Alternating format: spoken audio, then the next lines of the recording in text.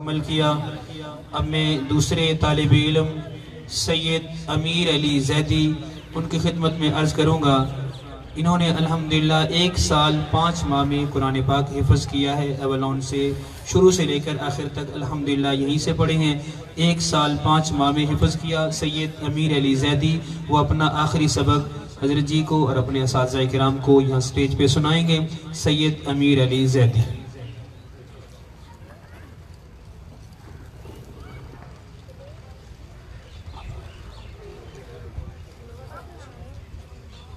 أعوذ بالله من الشيطان الرجيم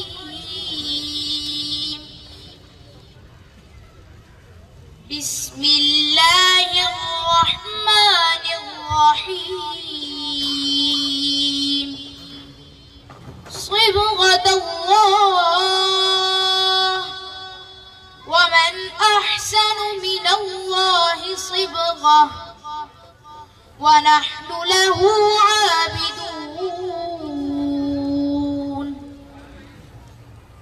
قل أتحاجوننا في الله وهو ربنا وربكم ولنا أعمالنا ولكم أعمالكم ونحن له مخلصون أم تقولون إن إبراهيم وإسماعيل وإسحاق ويعقوب والأسباط كانوا هودا أو نصارى قل أأنتم أعلم أم الله ومن أظلم ممن كتم شهادة عنده من الله وما الله بغافل عما تعملون تلك أمة قد خلت لها ما كسبت ولكم ما كسبتم ولا تسألون عما كانوا يعملون صدق الله العظيم۔ ماشاءاللہ یہ تھے سید امیر علی زیدی جو آپ حضرات کے سامنے اپنا آخری سبق سنا رہے تھے۔ تیسرے طالب علم، انہوں نے قرآن مجید کا اکثر حصہ کسی اور ادارے میں پڑھا تھا، آخری حصہ ہمارے پاس پڑھا الحمدللہ۔ اس سال انہوں نے بھی حفظ مکمل کیا ہے، وہ تشریف لاتے ہیں سید عبداللہ ممتاز۔ وہ آپ حضرات کو اپنا آخری سبق سنائیں گے۔ سید عبداللہ ممتاز۔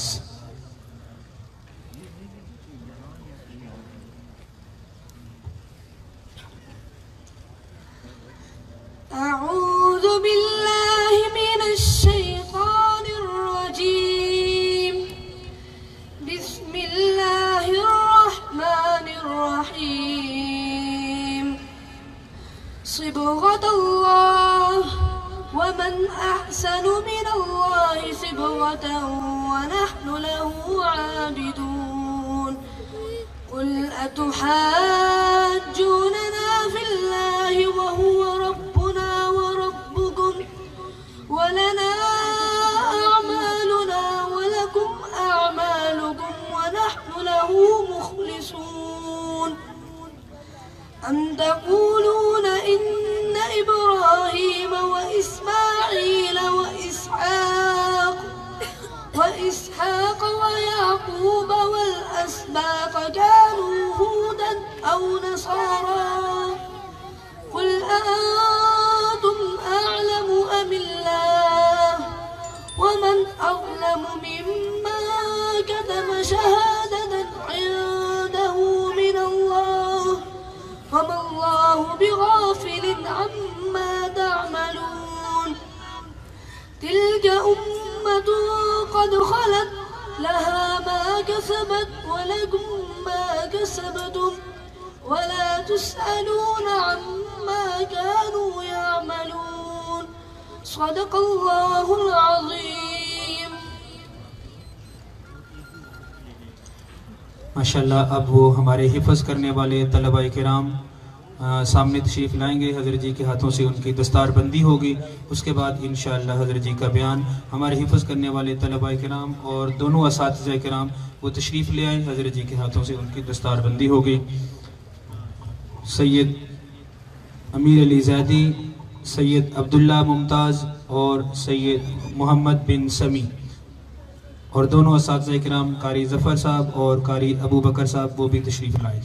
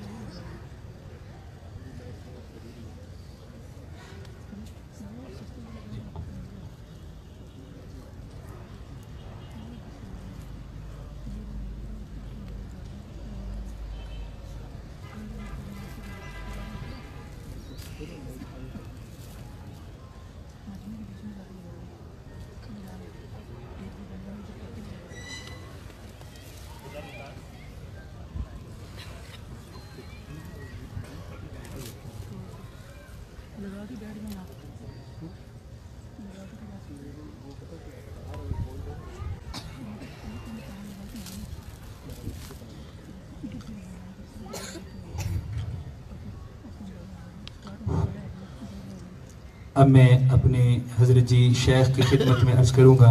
انشاءاللہ آپ حضرات کے سامنے اپنے ملفوظات سے انشاءاللہ ہمیں نوازیں گے. اللہ رب العزت حضرت جی کی زندگی میں، صحت میں، عمر میں برکت نصیب فرمائے اور ہمیں زیادہ سے زیادہ فیض حاصل کرنے کی توفیق عطا فرمائے.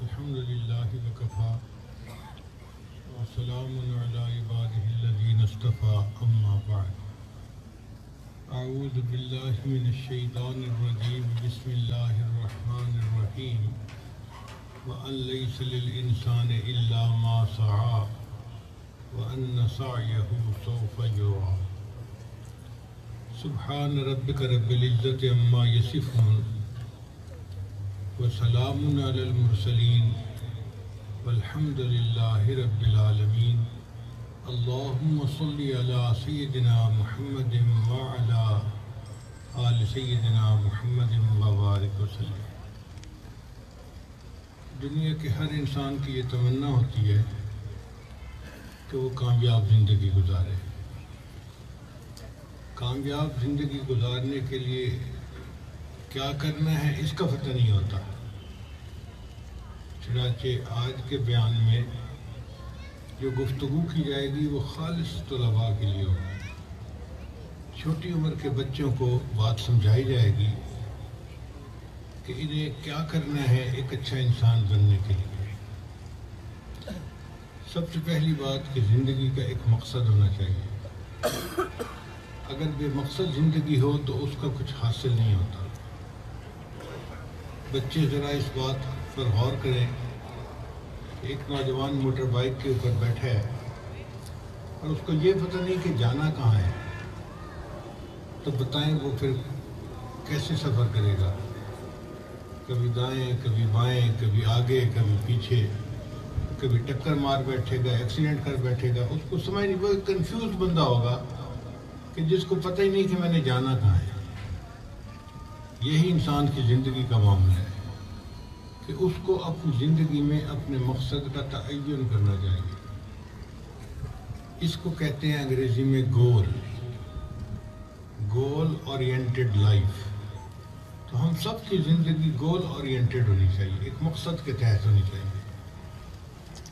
جس بندے کی زندگی میں کوئی مقصد نہیں وہ اپنی زندگی میں کچھ بھی حاصل نہیں کر سکتا، وہ ناکام انسان ہے۔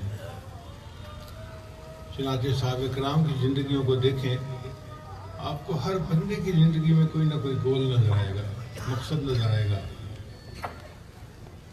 دنیا کے ہر کامیاب انسان کی آپ زندگی کے حالات پڑھ کر دیکھیں، یہ وہ انسان ہوگا کہ جس نے اپنا ایک مقصد متعین کیا ہوگا اور پھر اس کو حاصل کرنے کے لیے اس نے خوب محنت کی ہوگی۔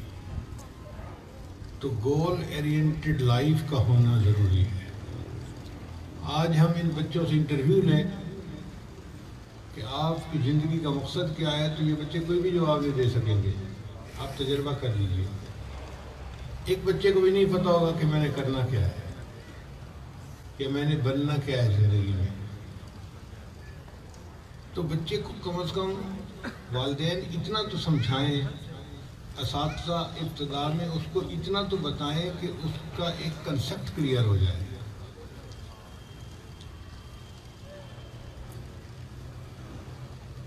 اور یہ گول کا متعین ہونا بچے کے مشورے کے ساتھ ہونا چاہیے۔ کچھ بچے پڑھائی میں بہت اچھے ہوتے ہیں، ٹھیک ہے، وہ پڑھائی میں آگے بڑھیں۔ کچھ کھیل میں بہت اچھے ہوتے ہیں، تو کوئی بات نہیں، وہ کھیل میں آگے بڑھیں۔ ضروری نہیں ہے کہ جس بچے کا کھیل میں زیادہ دل لگتا ہے اس کو زبردستی پڑھایا جائے۔ اس کو ایپٹیچیوڈ کہتے ہیں، کہ بچے کا ایپٹیچیوڈ دیکھا جائے کہ وہ کیا بننا چاہتا ہے، پھر اس کے بعد بچے کو اس کے بننے کے لیے موقع دینا چاہیے۔ ایک بچہ کہتا ہے کہ میں 3 ماہ کا تھا جب میری والدہ نے مجھے سوئمنگ پول کے اندر پھینک دیا۔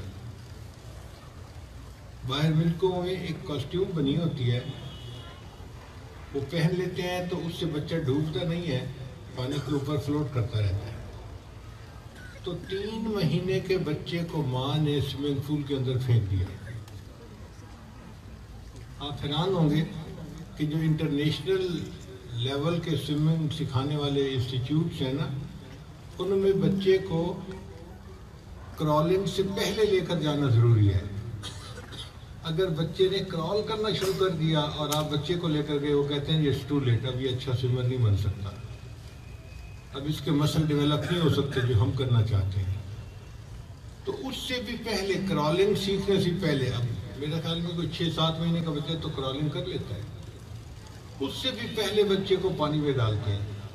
3 ماہ کا بچہ، وہ کہتے ہیں اس کے بعد ہر روز 2 گھنٹے میں سوئمنگ پول میں گزارتا تھا، حتیٰ کہ مجھے پانی کے اندر رہنے کے ساتھ ایک مناسبت پیدا ہو گئی۔ اور یہ محنت میں زندگی کے 30 سال کرتا رہا۔ جب 30 سال کی عمر کا میں بنا تو میں نے دنیا میں ورلڈ کا سوئمنگ چیمپئن کا اعزاز حاصل کر لیا۔ 30 سال کی انتھک محنت کے بعد اس نے چیمپئن کا اعزاز حاصل کیا، اور 2 گھنٹے وہ بلا نافع جو ہے وہ سوئمنگ کرتا تھا۔ تو گول متعین کیا جائے، پھر اس کے اوپر ڈٹ کر محنت کی جائے۔ اگر کسی بندے کی زندگی کا کوئی گول نہیں ہے نا، تو اس کی زندگی بیکار ہے۔ چنانچہ ایک کتاب میں نے دیکھی، اس کا ٹائٹل عجیب تھا کہ if someday you woke up without a goal, if someday you woke up without a goal, it's better to sleep again۔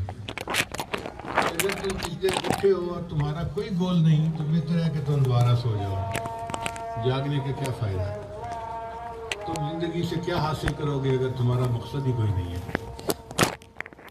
تو گول اورینٹڈ لائف ہونی چاہیے۔ بچے اس لفظ کو یاد کر رہے ہیں۔ اب کسی کا گول ہوگا کہ میں حافظ بنوں گا، عالم بنوں گا، اور پھر اس کے بعد میں دنیا کی تعلیم حاصل کر کے انجینئر بنوں گا، ڈاکٹر بنوں گا۔ بہت اچھی بات ہے، انسان دین بھی پڑھے، دنیا بھی پڑھے۔ اب جیسے اس اسکول کے اندر حفظ بھی کروایا جاتا ہے اور دنیا کی تعلیم بھی دی جاتی ہے، تو بچے حافظ بھی بنتے ہیں اور دنیا کی تعلیم بھی حاصل کرتے ہیں۔ ہم حافظ اور عالم تو اس لیے بنتے ہیں کہ اللہ راضی ہو جائے، ہمیں دین کی سمجھ آ جائے، ہم دین کے مطابق زندگی گزارنے والے بن جائیں۔ اور دنیا کی تعلیم اس لیے پاتے ہیں کہ دنیا میں ہم کسی کے محتاج نہ بنیں، بلکہ اپنے اخراجات خود پورے کر سکیں اور جو کمزور ہیں ان کے ہم سہارا بن سکیں۔ تو یہ دونوں تعلیمیں پانا بچے کے لیے ضروری ہوتا ہے، مگر اس کے لیے چند بنیادی باتیں ہیں، وہ ذہن میں رکھیے کہ بچے کو 4 چیزیں سیکھنی چاہیے۔ ایک، صفائی۔ بعض بچے طبعاً صفائی پسند ہوتے ہیں، وہ نہاتے ہیں، کپڑے صاف رکھتے ہیں، اپنے کتابوں کو صاف رکھتے ہیں، ان کے اعمال میں بھی صفائی ہوتی ہے۔ صفائی بچے کو ضرور سکھانی چاہیے۔ نبی اسلام نے تو یہاں تک ارشاد فرمایا النظافت نصف الایمان، کہ صفائی آدھا ایمان ہے، اتنا اس بات پر زور دیا گیا۔ اور بعض بچوں کو بالکل صفائی کا پتہ ہی نہیں ہوتا، کپڑے بھی میلے اور نہانا بھی ان کا بہت مشکل سے ہوتا ہے، ہفتے میں کوئی 1 آدھ مرتبہ، اور ان کی کافیاں دیکھو تو وہ بھی بہت ہی گندی، اور ان کے جو بستے ہوتے ہیں وہ بھی گندے۔ جس کمرے میں وہ رہتے ہیں اگر اس کو دیکھو تو اس کا بھی برا حال، کمرے کی ہر چیز آپ کو گندی نظر آئے گی۔ یہ جو گندگی پسند کرنے والا بچہ ہے یہ کبھی اچھا انسان نہیں بن سکتا دنیا میں۔ ہمیں صفائی اور پاکیزگی سے محبت ہونی چاہیے۔ اللہ تعالیٰ کو صاف بندہ زیادہ پسندیدہ ہے۔ حدیث مبارکہ میں ہے کپڑا جب تک صاف ہوتا ہے اللہ کا ذکر کرتا رہتا ہے، جب میلا ہوتا ہے اللہ کا ذکر کرنا بند کر دیتا ہے۔ تو آپ اس نیت سے اپنے کپڑوں کو، اپنی چیزوں کو صاف ستھرا رکھیں کہ یہ چیزیں اللہ کا ذکر کرتی ہیں۔ میلی ہو گئی تو اللہ کا ذکر کرنا بند کر دیں گی، تو ایسی غافل چیزوں سے میں کیوں ان کو اپنے پاس رکھوں۔ تو ہر بچے کو صفائی سکھانی چاہیے، حتیٰ کہ وہ صفائی پسند بن جائے۔ اور دوسری چیز اہم وہ ہے سچائی۔ ہر بچے کو سچائی کی اہمیت بتانی چاہیے، حتیٰ کہ بچہ سچ بولنے والا بن جائے۔ جھوٹ انسان کی زندگی میں گھن کی طرح لگ جاتا ہے اور وہ انسان کو ناکام بنا دیتا ہے۔ دنیا میں جتنے برے انسان گزرے ہیں آپ دیکھیں وہ جھوٹ بولنے والے ہوں گے، اور جتنے دنیا میں اچھے انسان ہیں آپ دیکھیں وہ سچ بولنے والے انسان ہوں گے۔ سچائی کا کوئی نعم البدل نہیں ہوتا۔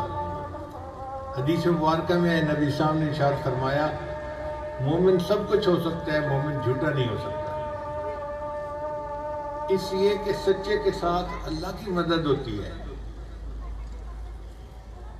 اور ایک مزے کی بات سن لیجئے کہ سچ بولنے کا ایک بڑا فائدہ یہ ہے کہ جس زبان سے ہمیشہ سچ نکلتا ہے وہ بندہ اللہ کو اتنا پیارا لگتا ہے کہ جب وہ دعا مانگتا ہے اللہ اس کی دعا کو بھی سچ بنا دیتے ہیں، قبول فرما لیتے ہیں کہ میرے اس بندے کی زبان سے جھوٹ نہیں نکلتا، اب یہ مجھ سے دعا مانگ رہا ہے میں اس کی دعا کو رد کیسے کروں۔ تو سچے انسان کی دعا کو اللہ ہمیشہ قبول فرما لیتے ہیں۔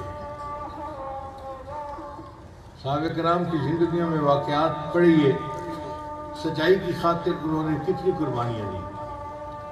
بچے کو کہنا چاہیے کہ بچے تیری ہر غلطی معاف ہو سکتی ہے، لیکن اگر تو جھوٹ بولے گا نا تو ہم اس غلطی کو معاف نہیں کریں گے، پھر تجھے سزا دیں گے۔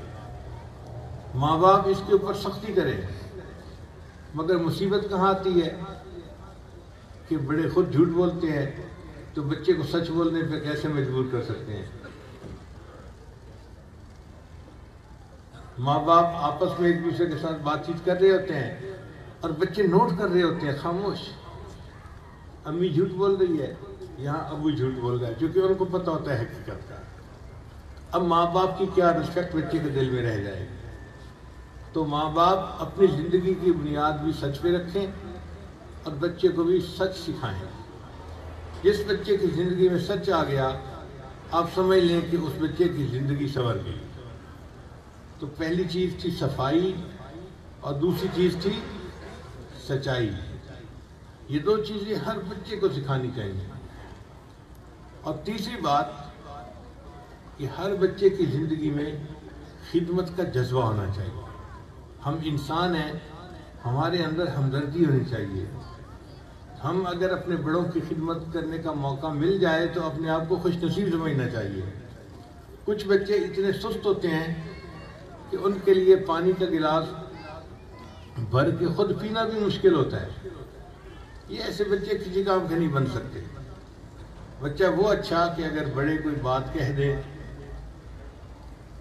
وہ خوشی سے ان کی خدمت کرے۔ ہمارے ایک دوست انڈیا گئے، وہاں ایک عالم کے گھر ان کا رہنا ہوا۔ وہ کہتے ہیں کہ ان کا ایک بچہ تھا جس کی عمر تقریباً کوئی 7-8 سال تھے، اور وہ ان کا بڑا بیٹا تھا۔ انہوں نے اس بچے کو میری خدمت پہ مامور کر دیا کہ بچے مہمان کی خدمت آپ کے ذمہ ہے۔ اب میرے کمرے کو صاف رکھنا، میرے بستر کو صاف رکھنا، مجھے وقت پہ کھانا دینا، مجھے جگانا، مجھے بھیجنا، مجھے واپس استقبال کرنا، یہ سارا کام وہ بچہ کرتا تھا۔ کہتے ہیں کہ میں اس بچے کی عقل مندی پہ حیران ہوتا۔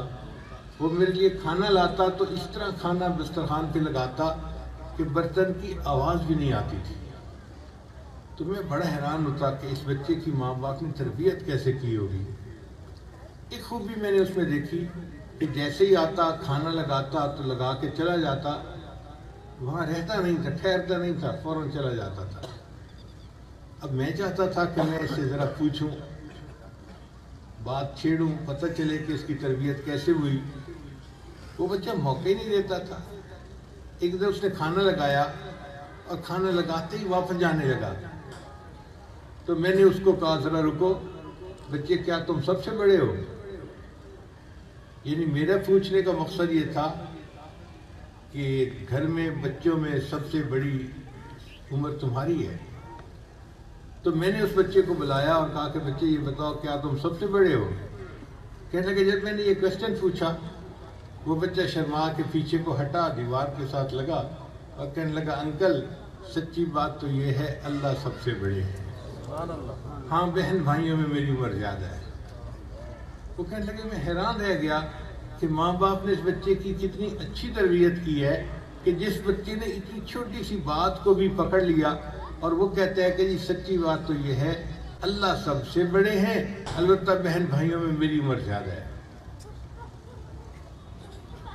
تو بچے کی تربیت اس طرح کی جائے کہ بچے کے اندر ایمان بھی مضبوط ہو اور اس کے اندر محنت کا جذبہ بھی ہو، سچ بولنا اس کی صفت بن جائے۔ تو سچائی، صفائی اور تیسری چیز کیا تھی؟ خدمت کا جذبہ ہونا چاہیے۔ بچہ جتنا خدمت کر کے تھکے شور نہ مچائے، امی ابو کو شکریہ نہ کرے کہ میں بہت تھک گیا ہوں، بلکہ خوشی منائے کہ آج اللہ نے میرے بدن کو اپنے بڑوں کی خدمت کے لیے قبول کر لیا۔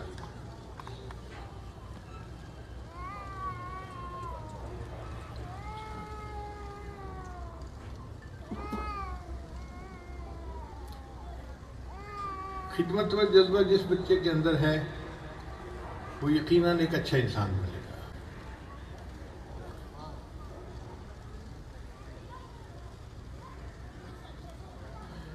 تو یہ خدمت کا جذبہ تب پیدا ہوتا ہے جب انسان کے اندر ہمدردی ہوتی ہے، دوسرے کے بارے میں دل کے اندر محبت ہوتی ہے، تب انسان خدمت بھی کرتا ہے، دوڑ دوڑ کے کرتا ہے، بھاگ بھاگ کے کرتا ہے۔ اور جس بندے کے اندر ہمدردی نہیں وہ بندہ تو بندہ کہلانے کے بھی قابل نہیں ہے۔ میں نے کل کی مجلس میں ایک واقعہ سنایا، آج پھر طلباء کو سنا دیتا ہوں کہ ہم لوگ جب کالج میں پڑھتے تھے تو ایک کتاب میں، انگریزی کی کتاب میں مضمون تھا، وہ مضمون کسی سائنسدان نے لکھا تھا اس نے لکھا کہ آنے والے وقت میں انسان روبوٹ بنائے گا اور روبوٹ ہر لحاظ سے انسان سے بہتر کام کرے گا۔ انسان تو 4-6 گھنٹے کام کر کے تھک جاتا ہے، روبوٹ 24 گھنٹے بھی کام کرے گا تو نہیں تھکے گا۔ انسان دیکھتا ہے تو دن میں دیکھتا ہے، رات کو نہیں دیکھتا۔ روبوٹ ایسا ہوگا جس میں نائٹ ویژن بھی لگا ہوگا کہ وہ رات کو بھی دیکھ سکے گا۔ پھر انسان 1 نہیں 2-3 زبانیں جانتا ہے، وہ روبوٹ دنیا کی تمام زبانیں جانتا ہوگا۔ جس زبان میں اس سے گفتگو کی جائے گی وہ اس زبان میں جواب دے گا۔ پھر انسان جو ڈاکٹر ہے وہ انجینئر نہیں، جو انجینئر ہے وہ ڈاکٹر نہیں، مگر اس روبوٹ کی میموری میں انجینئرنگ کا نالج بھی فیڈ کیا جائے گا اور ڈاکٹری کا نالج بھی فیڈ کیا جائے گا۔ تو آپ سوئچ کو آن کر دیں جس لحاظ سے وہ وہی بن کر آپ سے بات کرنا شروع کر دے۔ اس کے کہنے کا مقصد یہ تھا کہ وہ روبوٹ ہر لحاظ سے فنکشن کے اعتبار سے انسان سے بہتر ہوگا۔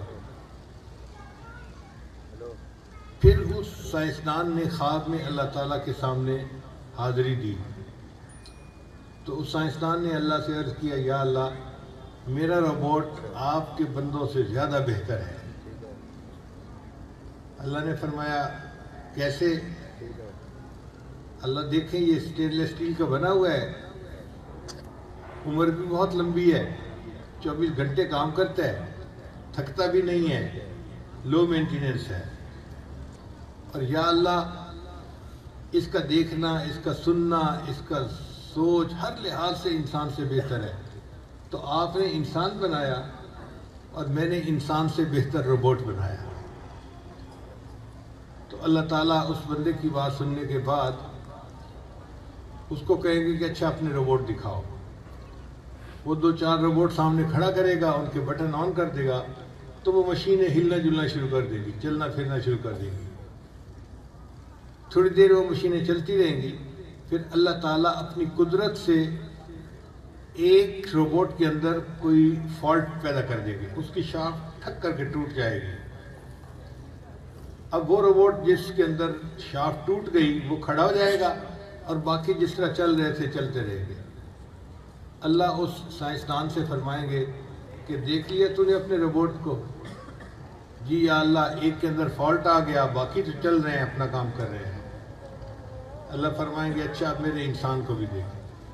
اللہ تعالیٰ اس کے سامنے 4-5 انسانوں کو کھڑا کریں گے اور اللہ کی شان کہ اللہ اپنی قدرت سے ان میں سے ایک کے پیٹ میں درد پیدا کر دیں گے۔ اب جس کے پیٹ میں درد ہوگا نا وہ تو رونا شروع کر دے گا، او میں مر گیا، او میرا تو پیٹ میں بہت درد ہو رہی ہے، بہت درد ہو رہی ہے۔ جیسے وہ کہے گا نا درد ہو رہی ہے، درد ہو رہی ہے، تو باقی 4-5 جو ہوں گے نا وہ اس کے قریب آ جائیں گے، اس کو لٹائیں گے۔ کوئی اس کا سر دبائے گا، کوئی اس کا پاؤں دبائے گا، کوئی اس کے ساتھ میٹھا بول بولے گا، تسلی کی بات کرے گا، اور کوئی اس کے پیٹ کی مالش شروع کر دے گا۔ اب وہ بندہ جو تکلیف کی وجہ سے کراہ رہا ہوگا نا، وہ جب بار بار کہے گا نا مجھے بہت تکلیف ہو رہی ہے، بہت تکلیف ہو رہی ہے، تو جو بندہ اس کی خدمت کر رہا ہوگا نا اس کی آنکھوں میں آنسو آ جائیں گے۔ اللہ تعالیٰ سائنسدان کو کہیں گے دیکھا تو نے میرے بندوں کو؟ یا اللہ کیا دیکھنے والی بات تھی؟ اللہ فرمائیں گے دیکھو تکلیف ایک کے پیٹ میں ہوئی ہے اور اس کی وجہ سے آنسو دوسرے کی آنکھ سے آ رہے ہیں۔ کیوں آنسو آ رہے ہیں؟ اس کے دل میں اس کے بارے میں ہمدردی موجود ہے۔ یہ جذبہ ہمدردی تیری مشینوں میں نہیں ہے۔ تو وہ سائنسدان پھر مانے گا یا اللہ آپ نے بالکل ٹھیک کہا، میرے روبوٹ میں جتنی مرضی شفتیں آ جائیں ان کے اندر ہمدردی کا جذبہ آپس میں ایک دوسرے کے ساتھ نہیں آ سکتا، یہ فیلنگ تو فقط انسان کے اندر ہوتی ہیں۔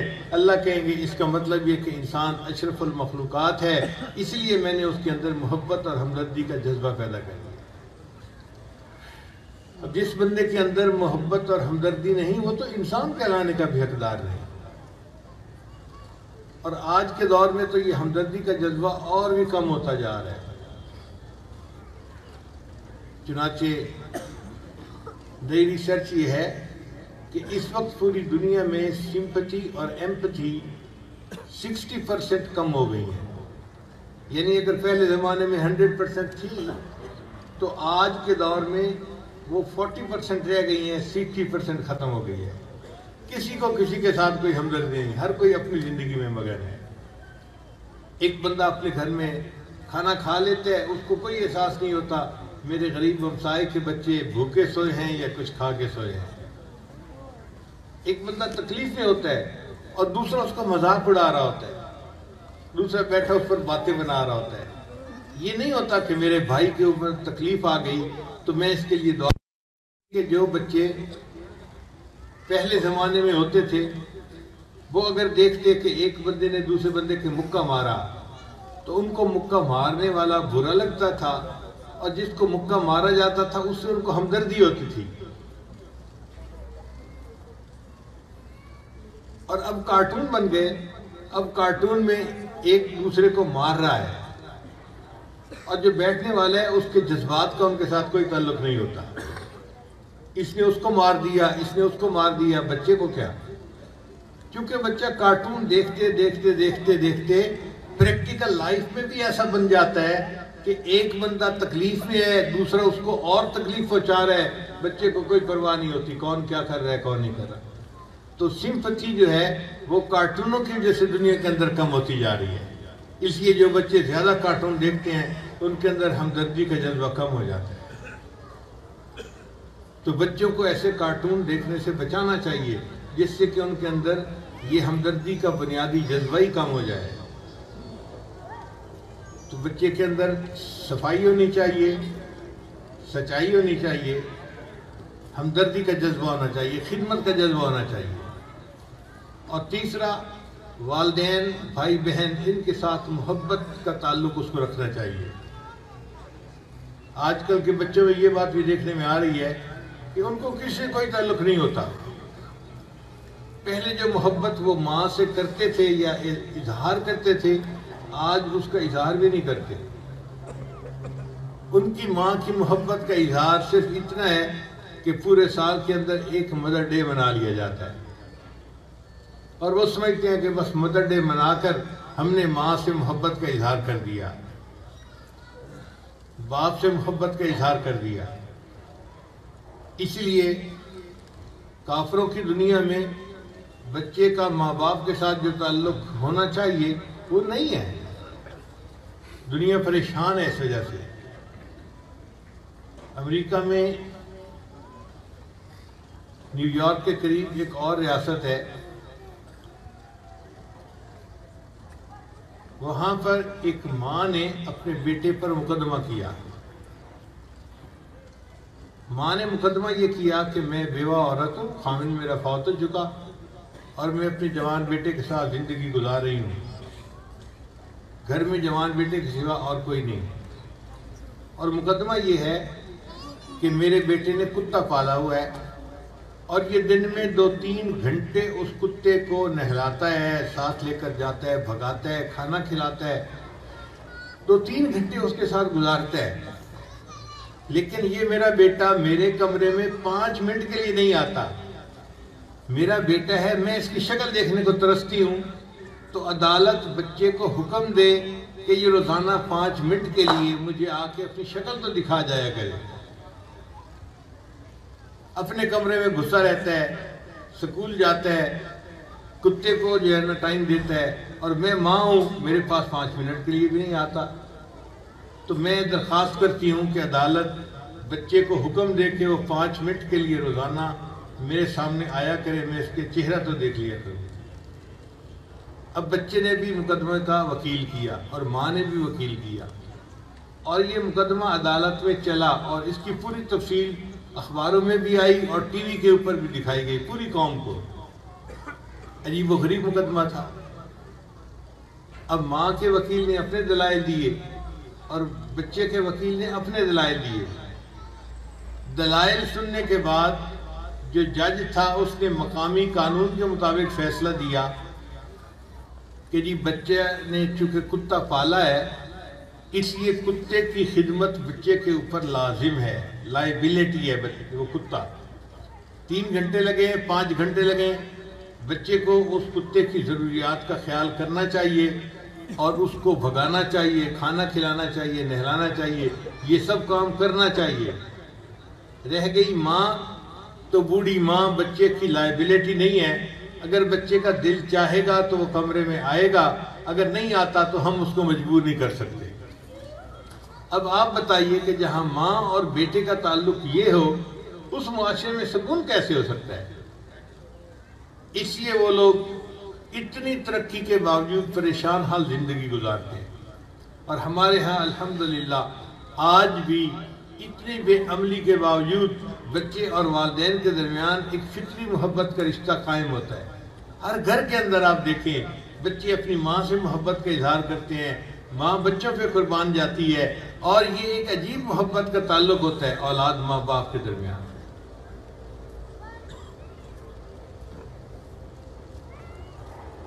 تو بچہ گھر میں رہے تو ماں باپ سے اور بہن بھائی سے محبت کرنا سیکھے۔ کچھ بچے ضدی قسم کے ہوتے ہیں، تھوڑی تھوڑی بات پہ بھائی سے لڑائی، تھوڑی تھوڑی بات پہ بہن سے لڑائی، گھر میں کسی نہ کسی قسم کی لڑائی چلتی رہتی ہے۔ ایسے بچے اچھے نہیں ہوتے، بلکہ اگر گھر میں بڑا کوئی زیادتی بھی کر لے تو چھوٹے کو چاہیے کہ وہ اس کی زیادتی کو برداشت کر لے، صبر کر لے، اس پر اللہ اس سے راضی ہو جائے گا۔ مگر بھائی بھائی ہوتا ہے، آپس میں محبت کا تعلق رکھنا چاہیے۔ یہ جو بھائی بھائی کا رشتہ ہے نا، اس رشتے کا کوئی بدل نہیں ہو سکتا۔ چنانچہ حضرت موسیٰ علیہ السلام کو اللہ نے نبوت عطا فرمائی اور حکم دیا کہ آپ فرعون کے پاس جائیں۔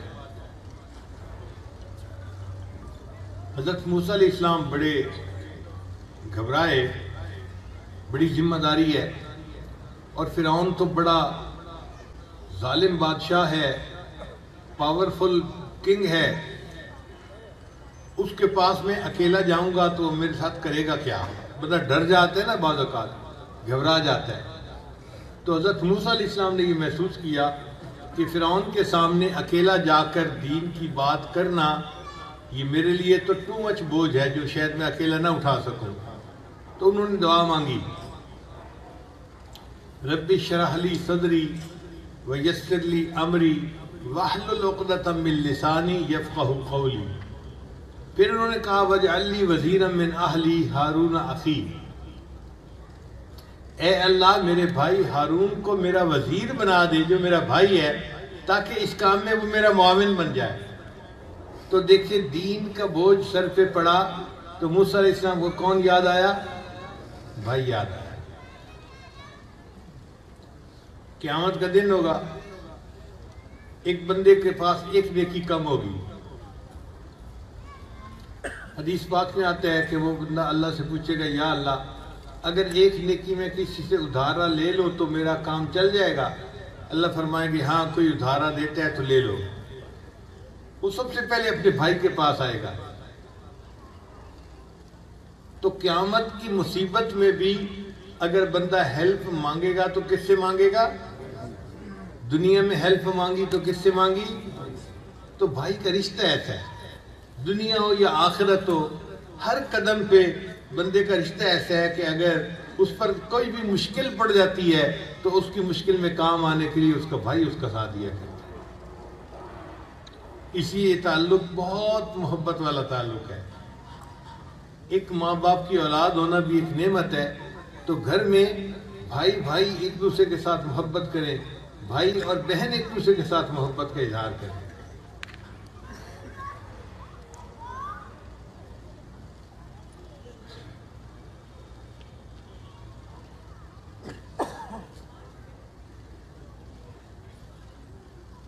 کتابوں میں ایک واقعہ لکھا ہے کہ ایک بادشاہ نے ایک عورت کے بھائی کو، اس کے بیٹے کو اور اس کے خامد کو، 3 مردوں کو پکڑ لیا، اور اس عورت کے یہ 3 ہی محرم مرد تھے جو گھر میں رہتے تھے۔ خامد رہتا تھا، بیٹا رہتا تھا اور بھائی رہتا تھا۔ اس نے 3 مردوں کو پکڑ لیا اور بادشاہ چاہتا تھا کہ میں ان کو پھانسی دے دوں۔ اگلے دن وہ عورت دربار کے اندر آئی اور اس نے آ کے بہت شور مچایا کہ بادشاہ سلامت، میں اکیلی عورت ہوں، جوان العمر ہوں، میرے گھر میں 3 میرے محرم مرد ہیں، اور آپ نے تینوں کو پکڑ لیا اور تینوں کو پھانسی کی سزا دینا چاہتے ہیں، تو میں عورت بے سہارا ہو جاؤں گی، میں اکیلے زندگی کیسے گزار سکوں گی؟ جب اس عورت نے اپنی فریاد پیش کی تو بادشاہ کو رحم آیا، تو بادشاہ نے اس سے کہا کہ اچھا ان 3 میں سے تم ایک مرد کو چن لو، میں اس کو پھانسی نہیں دیتا، باقی 2 کو پھانسی دے دوں گا۔ تو بادشاہ یہ دیکھنا چاہتا تھا کہ یہ کس کو چنتی ہے۔ عورت آگے بڑھی اور اس نے اپنے بھائی کو چن لیا۔ بادشاہ بڑا حیران ہوا، اس نے خامد کو بھی نہیں چنا، خامد کے بغیر تو عورت کی زندگی اندھیری ہو جاتی ہے۔ اس نے بیٹے کو بھی نہیں چنا، جوان ماں اپنے بیٹے سے تو جان قربان کرتی ہے، اس نے خامد کو بھی نہیں چنا، بیٹے کو بھی نہیں چنا، بھائی کو چن لیا۔ تو بادشاہ نے اس سے کہا اچھا یہ بتاؤ کہ تم نے بھائی کو کیوں چنا ہے؟ انہوں نے کہا بادشاہ سلامت، آپ میرے ہسبینڈ کو پھانسی دے دیں گے نا تو میں جوان العمر ہوں، کوئی اور رشتہ آئے گا اور میری اور شادی ہوگی، مجھے اللہ ہسبینڈ دے دیں گے۔ اگر آپ میرے بیٹے کو پھانسی دے دیں گے تو جہاں میری نئی شادی ہوگی اللہ اس سے مجھے دوسرا بیٹا دے دیں گے اور مجھے اور بیٹا مل سکے گا۔ میرے ماں باپ دنیا سے چلے گئے، یہ میرا بھائی ایک ہی بھائی ہے، اب یہ دوسرا بھائی نہیں بن سکتا، اگر تم میرے بھائی کو قتل کرو گے میں بھائی سے ہمیشہ کے لیے محروم ہو جاؤں گی، اس لیے میں نے بھائی کو چن لیا ہے، بیٹے اور خامد کو نہیں چنا۔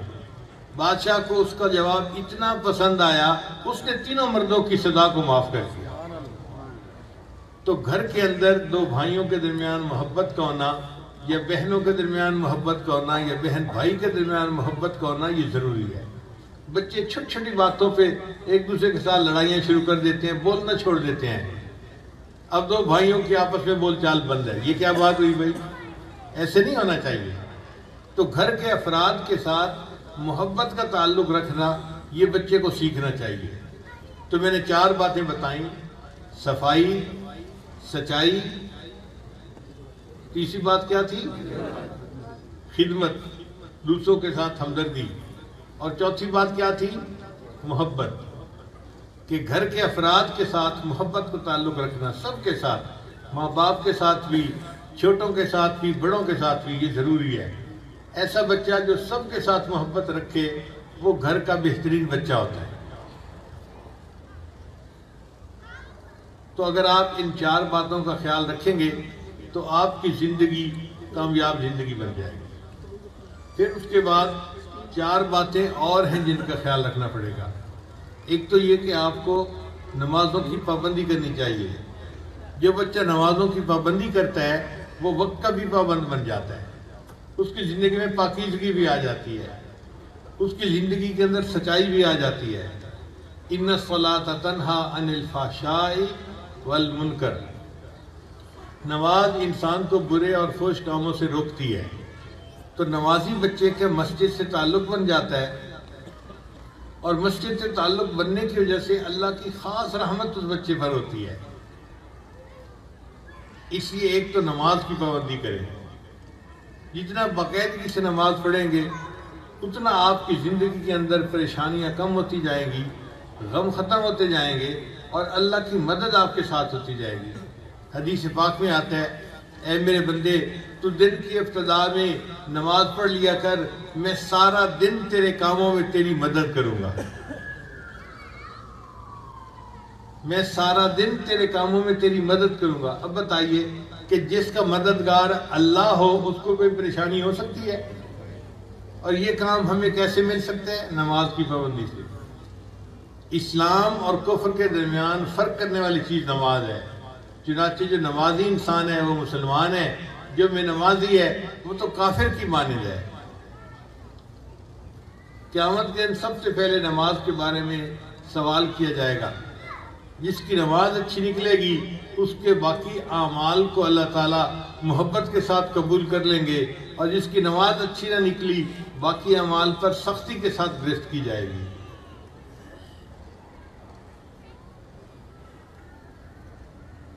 اور نماز پڑھنے والے بچے کی صحت بھی ٹھیک رہتی ہے۔ عزیز طلباء، یہ بات ذرا توجہ کے ساتھ سنیے گا، نماز پڑھنے والے بچے کی، ذرا اونچے بولے نا، صحت ٹھیک رہتی ہے۔ وجہ کیا ہے کہ نماز کے اندر روحانی فائدے بھی ہیں، جسمانی فائدے بھی ہیں۔ روحانی فائدے تو کتابوں میں بہت لکھے ہوئے ہیں، لیکن جسمانی فائدے میں عزیز طلباء کو آج بتا دیتا ہوں۔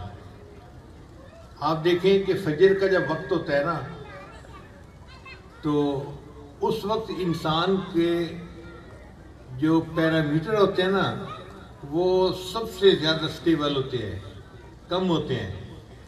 اسی لیے بیمار بندے کی فاسٹنگ شوگر کو دیکھا جاتا ہے، فاسٹنگ کے وقت میں اس کا بلڈ ٹیسٹ لیا جاتا ہے کہ جی کولیسٹرول کیا تھے، فلاں کیا تھا، فلاں کیا تھا۔ بلڈ ٹیسٹ لینے کے لیے ڈاکٹروں کے پاس آپ جائیں، وہ کہیں گے جی کہ فاسٹنگ کے وقت آنا، کہ فجر کے وقت یہ لیول سب جو ہیں وہ سٹیبل ہوتے ہیں، تو اس وقت کی ریڈنگ ڈاکٹر کو زیادہ بہتر اندازہ جو ہے لگا دیتی ہے۔ اب فجر کے وقت جب شوگر لو تھی تو اللہ تعالیٰ نے فجر کی رکعتیں کتنی بنائیں؟ 4، 2 رکعت سنت اور 2 رکعت فرض۔ ایکسرسائز زیادہ نہیں کروائی، اس لیے کہ بندے کی تو شوگر پہلے ہی تھوڑی ہے، اس سے زیادہ ایکسرسائز کروانے کی کیا ضرورت تھی؟ میں جسمانی فائدے بتا رہا ہوں۔ اب اس کے بعد ہم نے ناشتہ کیا، پھر دوپہر کا وقت آیا تو ہم نے ٹکا کے دوپہر کا کھانا کھایا، اور شوگر جو تھی وہ اونچی چلی گئی۔ اللہ نے فرمایا اے میرے بندے، اب تجھے شوگر کو کنٹرول کرنے کے لیے ایکسرسائز کرنی پڑے گی۔ یا اللہ 4 رکعت پڑھ لوں؟ میں نہیں، 4 رکعت سے کام نہیں چلے گا، تجھے 12 رکعتیں پڑھنی پڑے گی۔ 4 رکعت سنت، 4 فرض، 2 سنت 2 نفل، 12 رکعتیں بنتی ہیں۔ تو بندے نے 12 رکعتیں پڑھ لی۔ پھر اس کے بعد عصر کا وقت ہوا تو اس نے جوس پیا، چائے پی، بسکٹ کھائے یا کچھ میوہ کھایا، تو شوگر اور بڑھی۔ تو عصر کی نماز میں بھی اللہ نے کہا کہ 4 رکعتیں تو لازمی ہیں، اور 4 رکعتیں سنت جو ہیں وہ آپشنل ہیں، چاہو تو پڑھ لو، چاہو تو نہ پڑھو۔ پھر مغرب کا وقت ہو گیا، اللہ اب کیا کریں؟ 4 رکعتیں پڑھ لیں؟ اللہ نے فرمایا نہیں، اب تمہاری شوگر پھر چائے پینے سے اور کھانا کھانے سے زیادہ ہو گئی تھی، اب تمہیں 7 رکعتیں پڑھنی پڑیں گی، 3 فرض، 2 سنت 2 نفل۔ پھر اس کے بعد ہم نے عشاء کا کھانا کھایا، تو عشاء کے کھانے سے اور ہماری شوگر اونچی چلی گئی۔ یا اللہ 4 رکعت پڑھ لیں؟ میں میرے بندے شوگر تو تمہاری بہت ہائی ہے، پہلے ایکسرسائز کر اس کو نیچے تو لے آؤ۔ اللہ 4 رکعت پڑھ لیں؟ نہیں میرے بندے 4 رکعت سے کام نہیں چلے گا۔ اچھا یا اللہ 12 رکعتیں پڑھ لیتے ہیں، ظہر کے وقت 12 تو پڑھی تھی، اللہ فرماتے ہیں نہیں، اب تجھے 17 رکعتیں پڑھنی پڑے گی۔ 4 رکعت سنت، 4 فرض، 2 سنت 2 نفل، 3 وتر، پھر 2 نفل، 17 رکعتیں بنتی ہیں۔ یا اللہ ظہر کے وقت تو 12 رکعتوں سے کام چل گیا تھا، میرے بندے ظہر کی نماز کے بعد بھی تو نے جاگنا تھا، کام کرنا تھا، تو شوگر کنٹرول کرنے کے لیے مواقع موجود تھے، اب تو نے سو جانا ہے، لہذا زیادہ ایکسرسائز کرو اور شوگر کو نیچے لاؤ، پھر جا کے سو۔ تو اللہ نے ظہر کی نماز، عشاء کی نماز 17 رکعتیں بنا دی۔ تو دیکھو نماز کی جو رکعتیں ہیں وہ ہمارے بدن کے شوگر لیول کو کنٹرول کرنے کے لیے بالکل اس کے مناسب ہیں۔ اگر کوئی بندہ پہاڑ کی چوٹی پر رہتا ہے، اس کو سائنس کا پتہ نہیں ہے، تو بے شک پتہ نہ ہو، لیکن وہ اگر نمازیں پڑھے گا تو نماز کی رکعتوں سے فائدہ وہ بھی اٹھاتا رہے گا۔ اچھا ایک بندہ سفر پہ نکلتا ہے، عزیز طلباء آپ جانتے ہیں کہ سفر میں بندہ چل پھر رہا ہوتا ہے، سامان خریدنا، سامان لینا دینا، یہ کام وہ کام، تو حرکت برکت تو اس کے پہلے ہی ہوتی ہے۔ یا اللہ اب نماز پڑھنی ہے تو کیا کروں؟ اللہ فرماتے ہیں میرے بندے اب چونکہ تو سفر میں ہے، لہذا نماز ہاف اور جماعت معاف۔ تم بغیر جماعت کو بھی پڑھ لو گے تو ہم تمہیں جماعت کے ساتھ پڑھنے کا ثواب دیں گے، اور نماز کے فرض جو ہے ہم نے تمہارے آدھے کر دیے۔ جہاں 4 رکعتیں ہیں ان کی بجائے آپ 2 رکعت پڑھ لو تو تمہاری نماز ہو جائے گی۔ پھر دیکھیے رمضان مبارک میں سارا دن روزہ رکھتے ہیں اور ہماری شوگر لو ہوتی ہے، ڈاؤن ہوتی ہے، حتیٰ کہ افطاری کے وقت بہت ڈاؤن ہو جاتی ہے۔ اب جب افطاری ہوتی ہے نا، اس وقت بھوک سے پیاس سے ہمارا حال برا ہوتا ہے، اور ہم دسترخوان پہ پھر اس طرح بیٹھتے ہیں کہ یہ میں نہیں یا اے نہیں، اس طرح کھانا کھاتے ہیں۔ روح افزا کا بھی گلاس پیا اور کوک بھی پی اور فلاں شربت بھی پیا، بادام کا شربت بھی پیا، کھجوروں بھی کھائیں، کھانا بھی کھایا، اوپر سے چائے بھی پی، ٹکا کے ہیوی کھانا کھا لیتے ہیں۔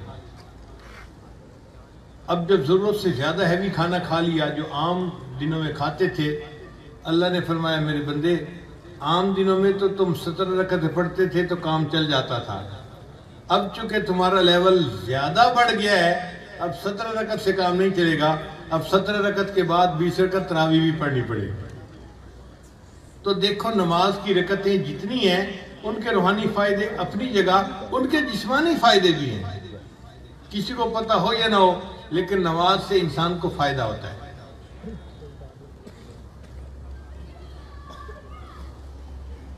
نماز کا ایک اور فائدہ کہ بندے کی خوبصورتی میں اضافہ ہو جاتا ہے۔ مجھے واشنگٹن ڈی سی میں امریکہ میں ایک ڈاکٹر ملا جو عیسائی تھا، کہنے لگا کہ آپ مسلمان ہیں؟ میں نے کہا الحمدللہ میں مسلمان ہوں۔ میں نے پوچھا آپ کون ہیں؟ کہنے لگا میں عیسائی ہوں، مگر میں روزے بھی رکھتا ہوں اور میں نماز بھی پڑھتا ہوں۔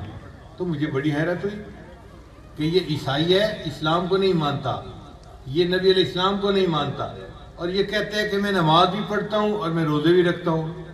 میں نے کہا روزے کیوں رکھتے ہو؟ کہنے لگا میں ڈاکٹر ہوں اور میں نے دیکھا ہے کہ ہمارا معدہ پورا سال اوور لوڈ رہتا ہے، تو بندے کے اندر کچھ ٹاکسک میٹیریل ایسے ہیں جو جمع ہو جاتے ہیں اور وہ اس وقت پروسیس ہوتے ہیں جب پیٹ خالی ہوتا ہے۔ اب ہم پیٹ کو تو خالی ہونے ہی نہیں دیتے، لہٰذا وہ ٹاکسک میٹیریل اندر رہتے ہیں اور بیماریوں کا ذریعہ بنتے ہیں۔ جب رمضان شریف آتا ہے تو مسلمان لوگ روزہ رکھتے ہیں، اس وقت پیٹ خالی ہوتا ہے، اور جب خالی پیٹ ہوتا ہے تو پھر جسم وہ جو ٹاکسک میٹیریل ہے اس کو وہ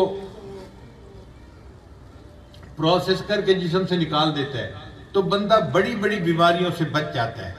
میں نے اس کے اوپر جب ریسرچ کی تو میرے دل نے کہا کہ اگرچہ میں عیسائی ہوں مگر مجھے بدنی فائدہ تو حاصل کرنا چاہیے، میں سال میں 40 دن روزے رکھتا ہوں اس جسمانی فائدے کی خاطر۔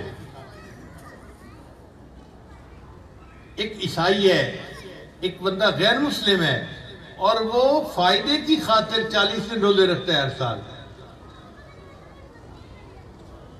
میں نے پوچھا پھر نماز کیوں پڑھتے ہو؟ کہنے لگا آپ کو پتہ ہے کہ انسان کا دل نیچے ہے، سر اوپر ہے۔ کہاں بالکل ٹھیک ہے۔ کہنے لگا جب گھر میں پمپ لگا ہو نا تو گراؤنڈ فلور پر پانی کا پریشر ٹھیک ہوتا ہے، پہلی منزل پہ پریشر کم ہوتا ہے، اور دوسری منزل پہ تو پریشر جاتا ہی نہیں، پانی نہیں جاتا، اونچا ہو جاتا ہے نا۔ کہنے لگا یہی حال ہے کہ ہمارے جسم کے جو نیچے کا دھڑ ہے نا، ادھر تو خون اچھے طریقے سے جاتا آتا ہے، پورے جسم سرکولیٹ کرتا ہے، ہمارا دماغ اوپر ہے، تو وہاں پر وہ پریشر نہیں ہوتا جو ہونا چاہیے۔ اس وجہ سے ہمیں کوئی ایسا کام کرنا چاہیے کہ زندگی میں وہ وقت آئے کہ دل اوپر ہو اور دماغ نیچے ہو۔ کہنے لگا میں نے بڑا سوچا، پھر میں نے ایک مسلمان کو نماز پڑھتے دیکھا تو میں نے دیکھا کہ اس نے سجدہ کیا، تو میں نے پوچھا تم نے یہ کیا کیا؟ اس نے کہا جی یہ نماز کا سجدہ ہے، یہ ضروری ہوتا ہے۔ تو میں نے کہا کہ ہاں یہ وہ پوزیشن ہے جس میں انسان کا دل اوپر ہوتا ہے اور سر نیچے ہوتا ہے۔ تو میں نے دیکھا کہ اگر وہ بندہ لمبا سجدہ کر لے تو اس کے پورے چہرے کے اوپر خون اچھی طرح جاتا ہے فلڈ ہو کے، اور اس کے دماغ میں فلڈ ہو کے جاتا ہے۔ ایسے بندے کی میموری بھی اچھی ہوتی ہے اور اس کے چہرے کے اوپر حسن بھی زیادہ ہو جاتا ہے۔ پھر وہ مجھے کہنے لگا ہنس کے کہ اگر مسلمان عورتوں کو پتہ چل جائے کہ لمبا سجدہ کرنے سے ان کے چہروں کے اوپر کتنی تازگی آ جائے گی، کتنی نور آ جائے گا، تو وہ یہ کریمیں لگانی چھوڑ دیں، لمبے لمبے سجدے کرنا شروع کر دیا کریں۔ یہ بات ایک عیسائی ڈاکٹر مجھے کہہ رہا ہے۔ تو دیکھیے روزے اور نماز کے اندر فائدے کو دیکھ کے ایک عیسائی نے بھی یہ کام کرنے شروع کر دیے۔ ہم تو مسلمان ہیں، ہم تو اللہ کا حکم سمجھ کے نماز پڑھیں، روزے رکھیں تاکہ ہمارا رب ہم سے راضی ہو جائے، جسمانی فائدے تو ہمیں ملتے ہی رہیں گے۔ تو نماز کا فائدہ یہ کہ انسان وقت کا پابند ہو جاتا ہے، دوسرا نماز پڑھنے والا بچہ صفائی پسند ہو جاتا ہے، اور تیسرا نماز پڑھنے والا بچہ اس کا دماغ بھی تیز ہو جاتا ہے اور اس کے چہرے کے اوپر نور آ جاتا ہے، رونق آ جاتی ہے۔ تو نماز کی بھی پابندی ہر طالب علم کو کرنی چاہیے۔ یہ نہیں ہے کہ ماں باپ ہی پیچھے پڑے رہیں، نماز نہیں پڑھی اور بچے بہانے بناتے رہیں، امی ابھی تو بڑا وقت پڑا ہے اور پھر آخر کے اوپر پڑے بغیر ہی سو جائے۔ بچے خود اس بات کی کوشش کریں کہ وہ نماز پڑھیں اور نماز کے روحانی اور جسمانی فائدے حاصل کریں۔ تو نماز پڑھنا بھی ہمارے لیے کامیاب زندگی کے لیے ضروری ہے۔ اور دوسری بات ہے قرآن مجید کو پڑھنا اور سمجھنا۔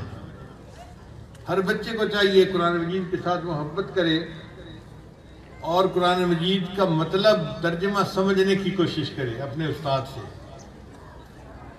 جس بچے کو قرآن مجید سے محبت ہو گئی، آپ سمجھ لیں کہ اس بچے کے سینے کے اندر نور آ گیا۔ قرآن انسان کے سینے کو منور کر دیتا ہے اور انسان کو ہدایت کی راہ دکھا دیتا ہے۔ نبی اسلام نے ارشاد فرمایا، خیرکم من تعلم القرآن وعلمہ، تم میں سے سب سے بہتر وہ ہے جو قرآن مجید کو پڑھے اور پڑھائے۔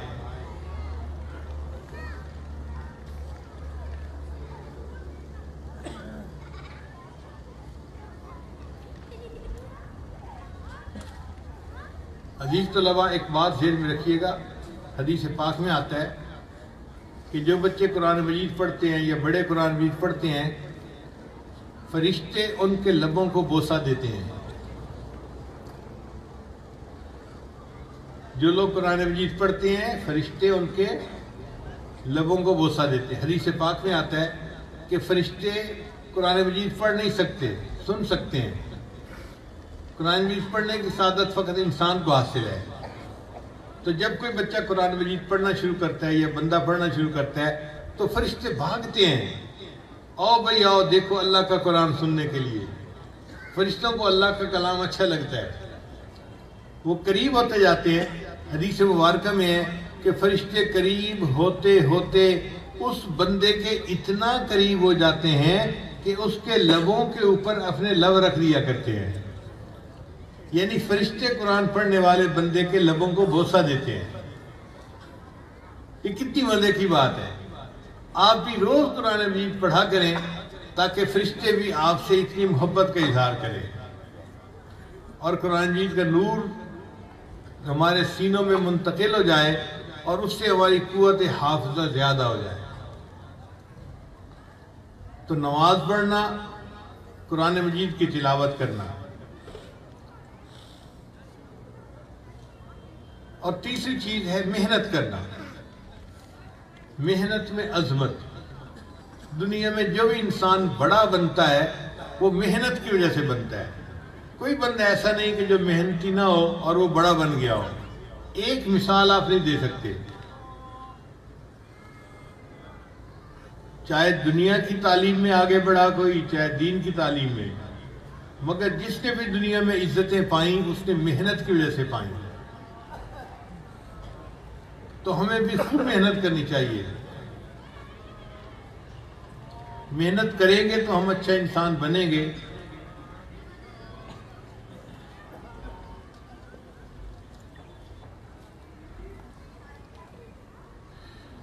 محنت کریں تو ہم کامیاب انسان بنیں گے۔